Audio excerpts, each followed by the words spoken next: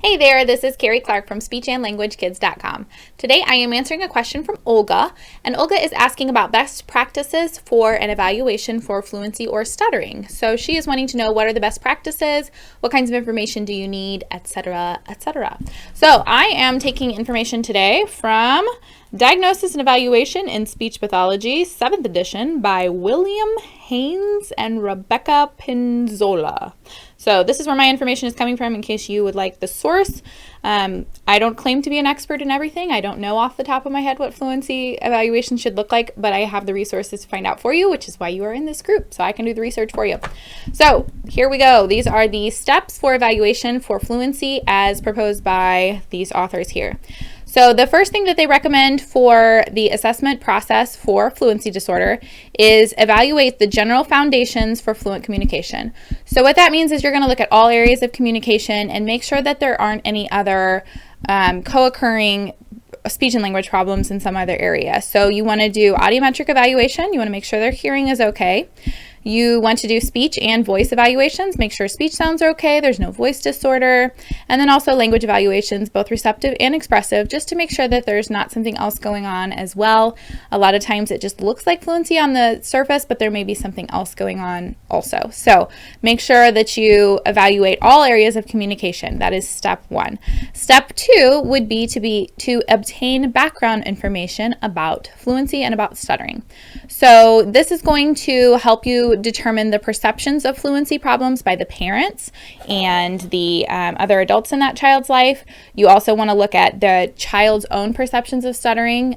Make sure that you know how they feel about their stuttering. Are they aware of it? Are they unaware? Is it impacting their emotions and all of that kind of stuff? You also want to determine what the impact of the fluency disorder is on their social skills, on their academic skills. So you're going to want to be talking to those teachers. How is it impacting them in the classroom? And then if you are working with an older student or a student transitioning into the workforce, you want to know how it's affecting them in the workforce as well. So this would be an interview with the parents, with the client, with the teachers, anybody that you can get your hands on, a case history of the information that you have based on the background of the disorder. You want to get reports from other professionals that child may be working with, as well as any family members who are able to give you information. So step one was evaluate language and other background skills. Step two is to get the background information. And then step three is going to be to go ahead and do standardized testing on overt and covert features. And so overt would be the actual stuttering itself. Covert would be like the emotional impacts and some of the other stuff that goes along with stuttering. So you want to know, is there a stuttering problem? Is there a fluency problem? If so, what kind is it? What kind of stuttering are you seeing? And you want to get that severity as compared to the standardized test scores. So there are several different standardized tests for fluency out, and you can use those tests to give you a standardized score if you need that for, let's say, a school evaluation. If you need to have some sort of a standardized measure to do that, then you can compare the students' disfluencies on a standardized test to the standardized norms and get severity ratings that way. Or you can also use informal tests and get some severity ratings based on those informal tests as well. Just make sure that whatever you're using, it gives you a baseline for therapy so that you have a way of tracking if you're making progress based on the baseline that you had during the evaluation. You also at this point want to do some testing for communication attitudes and self-concept. So there are other tests that specifically measure the emotional side of stuttering and to see which emotional impacts that child may be having based on their stuttering. So again, you want to use those standardized tests for that if you need a standardized score for your evaluation and for your qualifications, or you can use those informal tests and get some more information like that. Now, the fourth step in this process is to get the non-standardized testing. So if you are not doing standardized testing, you can skip right to this, or if you have some standardized testing, you want to make sure that you do informal testing as well. So the purpose of the informal testing is going to be to determine the overt behavior features of the speech disfluency. So you're going to want to record the types of disfluencies, what kinds are they, where are they in the words, that kind of thing. You're going to want to record the frequency, and this is a good place to get your baseline that I was talking about before. So you're going to have a baseline of how many disfluencies do they have per 5 minutes or per activity, so that you can measure that against what they're doing later. You also want to look at what core behaviors they have. So are they twitching? Are they tensing up? What kinds of physical behaviors are you seeing along with this? And then if you want to do speech rate testing at this point too, you can record their rate of speech as well. You also want to explore their use of covert and struggle features. So what are they doing to push themselves through it? You can record these down. You can also look at what kind of modifications are they using right now, and are those being successful. This is especially helpful if the child has been in speech therapy before and you want to see what strategies were successful, or during this assessment you can also give them a new strategy and see if they're able to use it quickly and easily, and this will help you determine the direction and the method of treatment. So this is going to kind of set you on that path of which way are we going to go with treatment, how long is it going to take.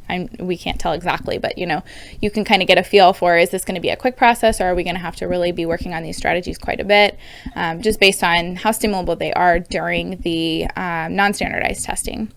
So to do the non-standardized testing, you want to analyze a speech sample, and you're going to use a variety of behavioral observations, rate calculations, anything like that. You also, during this speech sample that you're collecting for these purposes, you want to talk about stuttering, and you want to talk about their feelings about stuttering and explore some of those emotions as well. Even if you did a more standardized test to look at those emotions before, you want to go ahead and talk about it again, just to make sure that something else doesn't come up, or they explain it a way that makes you feel a little differently about how the emotional side of stuttering is impacting them. Okay, so that was step number 4, perform non-standardized testing. And then step number 5 for this program is evaluate relevant environments. So you want to determine what are the total resources for treatment. If you are in a school, then obviously you are the resource for treatment. If you are a private practitioner and are exploring options for a family on behalf of a family, then you want to evaluate, you know, what kinds of resources do they have near them? What kinds of resources do they have in the schools? And then also what obstacles you see for success in the academic or social areas. So do they have a classroom that is not very, or a school setting that is not very conducive to allowing for accommodations and modifications for this child and their fluency?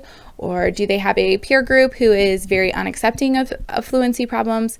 You want to look at all of those different environments to make sure that there's not something going on that's going to hinder the treatment that you would like to give them or that you think they need, based on something that's out of your control. It's just good information to have in the evaluation. So this would be an assessment of the home environment, the classroom, the social situations, the demands that are placed on the child in all of those such situations. But this last step, this 5th step, it's optional. You know, if you're just working in a school and you know that this is a pretty good environment and you don't foresee there being a lot of obstacles, you can just kind of forego this step and look at those other ones. So your main things that you're going to be doing: general communication testing if it's needed, language testing, speech testing, hearing testing, making sure that everything's covered there, and then the case history, then standardized tests, and non-standardized tests in the form of a speech language sample. Okay, I hope that's some good information for you. If you have other things that you do in your fluency evaluations, please leave comments below to share with others. Or if you have additional questions, you can leave those in the comments below as well, and I will be sure to answer those. And if there was a point that I did not elaborate on that you would like more information on, let me know that, and I will do some more research and add that to the comments. Thanks so much for watching, and have a great day.